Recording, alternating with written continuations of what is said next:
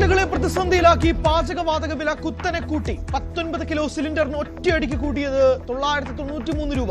യുദ്ധം തുടങ്ങിയ ശേഷം വാണിജ്യ സിലിണ്ടർ വില വർദ്ധിപ്പിക്കുന്നത് ഇത് 3-ാം തവണ. ഗാർഹിക സിലിണ്ടർ വിലയിൽ മാറ്റമില്ല.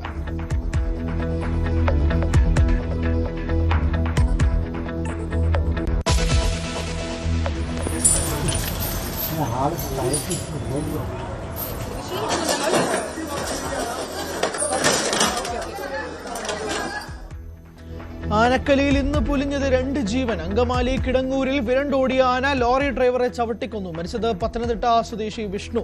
ഇരിങ്ങാലക്കുടയിൽ ആനയുടെ ചവിട്ടേറ്റ 2-ാം പാപ്പാൻ മരിച്ചു. ശ്രീകുട്ടൻ മരിച്ചത് ഇടഞ്ഞ വാഴ്വാടി കാശ്നാഥന്റെ ആക്രമണത്തിൽ.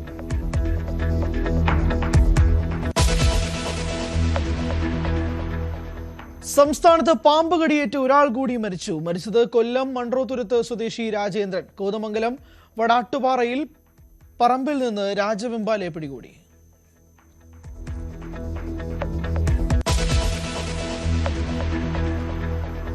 ബാംഗ്ലൂരിൽ നഴ്സിംഗ് വിദ്യാർത്ഥി ആദിത്യൻ മരിച്ചതിൽ ദുരൂഹത ആരോപിച്ച കുടുംബം. അധ്യാപകൻ സന്ദീപ് പാണ്ഡെയിൽ നിന്ന് നേരിട്ടത് നിരന്തര മാനസിക പീഡനം.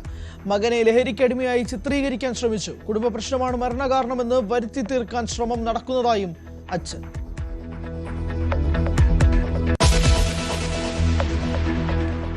പൊതുപ്രവർത്തകനും രാഷ്ട്രീയ നിരീക്ഷകനുമായ ഡിജോ കാപ്പൻ അന്തരിച്ചു. വിയോഗം കാർ അപകടത്തിൽ പരിക്കേറ്റ് ചികിത്സയിലിരിക്കെ. വിടവാങ്ങിയത് ഉപഭോക്താക്കളുടെ ആവശ്യങ്ങൾക്കായി നിരന്തരം പോരാടിയ വ്യക്തിത്വം.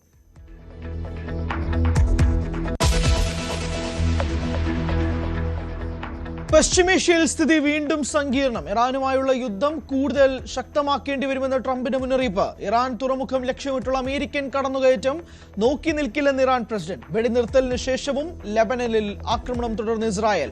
1 ഇഞ്ച് ഭൂമി പോലും വിട്ടുകൊടുക്കില്ലെന്ന് ലെബനൻ പ്രധാനമന്ത്രി.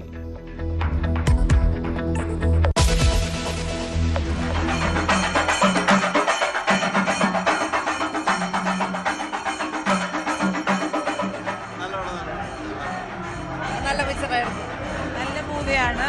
1 മിനിറ്റ് ലാഗ് ഉണ്ടായില്ല.